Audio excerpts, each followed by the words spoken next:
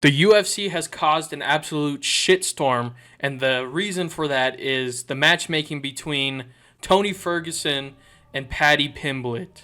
Everyone's been freaking the fuck out over the matchmaking between Tony Ferguson and Paddy Pimblett, and I've seen a lot of YouTubers talk about it as well. One of the main ones I'm talking about is Lucas Tracy. Everyone is freaking out saying that the UFC is exploiting Tony Ferguson and that they don't care about his health and his safety and all this stuff, right? And I understand it looks really bad because Tony's on a 6-fight losing streak. He's had signs of potential CTE. I'm here to give my opinion and also kind of open up a discussion. Is Tony Ferguson versus Paddy Pimblett a bad thing? So I will say, I'm going to be an asshole and I'm going to say yes and no. Tony is on a 6-fight losing streak and he has taken a lot of damage throughout his whole career. So I could see why it's bad. But I also understand why the UFC would give Tony the fight. And I could see why Tony would want the fight. He was able to drop Michael Chandler. He was able to drop Bobby Green. Obviously, Tony went on to lose those fights, but he did show signs. He did win. Like I said, he dropped Michael Chandler in the first round, and he arguably, probably, definitely, I said a lot of things there, but he definitely won that round because, you know, he was like keeping his range. He was piecing Chandler up, and then out of nowhere, a Hail Mary fucking front kick to the face. And then with Bobby Green, you know, he dropped him.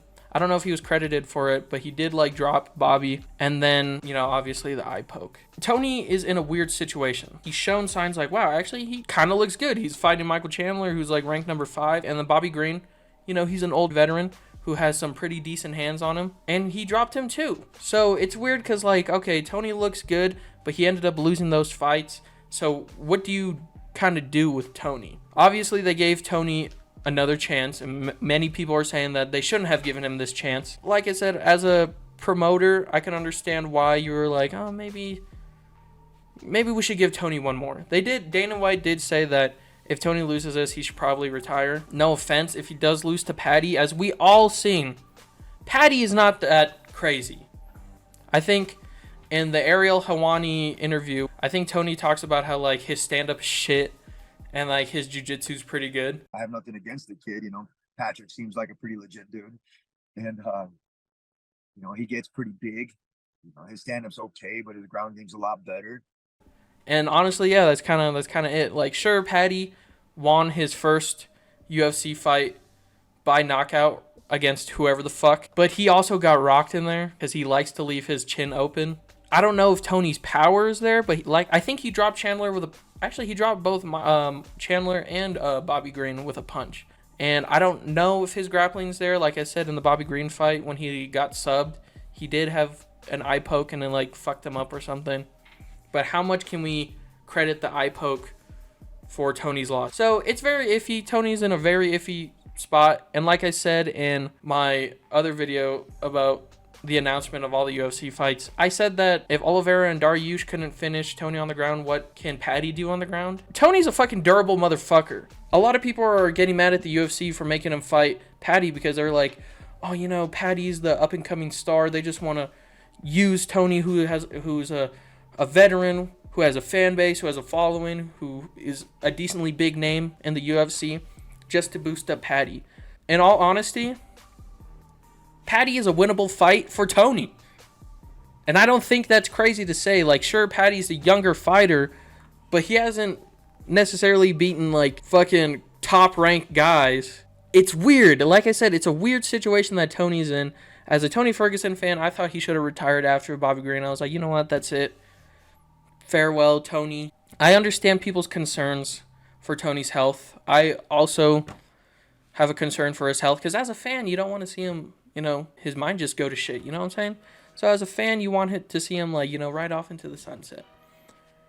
And this brings me to the question, if Tony wins against Paddy, should the UFC let him fight?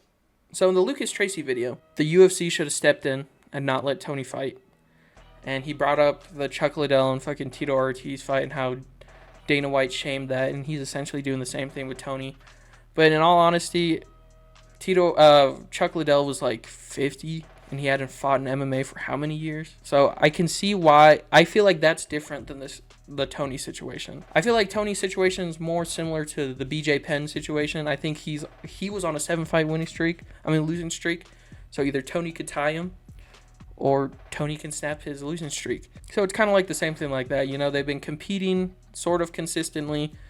And Tony is like, what, 37, 38 or something like that? He's not yet 40. I can see how people say that the UFC is just using Tony to boost up Paddy. But Tony says he has a good relationship with the UFC, so maybe since he's been with them for so long and he's been obviously calling like, I'm not ready to retire, I'm not ready to retire. So obviously they're going to give him another shot.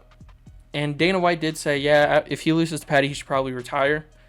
It would be bad if the UFC kept giving him fights, even if he lost to Paddy. So I don't think the UFC is the big bad in here just yet. And I feel like it would be bad if they let him keep going, even if he wins against Paddy. I feel like the UFC should step in after this fight, regardless win or loss. So I understand people's concerns. I'm concerned for Tony as well. But at the end of the day, Tony's a grown-ass man. And he's talked to his family, his team. They all want him to go back in there, fight Paddy. Paddy's a winnable fight. He's not a fucking world beater. He kind of sucks. Jared Gordon exposed his fucking striking. And, you know, his jiu-jitsu is just all right. You know what I'm saying? So it's a winnable fight. If they gave him, like, someone of, like, a Bobby Green caliber and up, like a Drew Dober or something, I could see that, like, yo, that's fucked up. Why did you give him Drew Dober? But you gave him Paddy. So it's like they're kind of throwing him, like, a major softball. And people are blowing it up like Paddy's like some KO artist, some like future champion, some fucking like dominant ass fighter. Like, sure, he's 20-3, but he hasn't really faced high level competition in the UFC. And to be honest, I feel like Tony is gonna be his toughest fight. In all honesty, like, sure, Tony is. A lot of people like to say he's washed up. He's on a 6-fight losing streak. But I would say he's more skilled than, I forgot the first guy Paddy fought in the UFC, the guy that he knocked out but almost got knocked out by. Tony's definitely more skilled than him. I would say that Tony's more skilled than, who else has Paddy fought? Jordan Levitt, and, is his name Jordan Levitt? The twerking guy, the Levitt guy. And then Jared Gordon. I would say Tony's more skilled than them. Sure, they're younger than Tony, but like I said, Tony's literally dropping ranked number 5 Michael Chandler. Do I think Paddy could do that? Probably not, but MMA math doesn't work like that. This will be the closure that us Tony fans and Tony Ferguson himself will need. Like I said, win or loss, I want Tony to retire. I don't want to see him keep fighting. To sum up my thoughts, I'm concerned for Tony's health.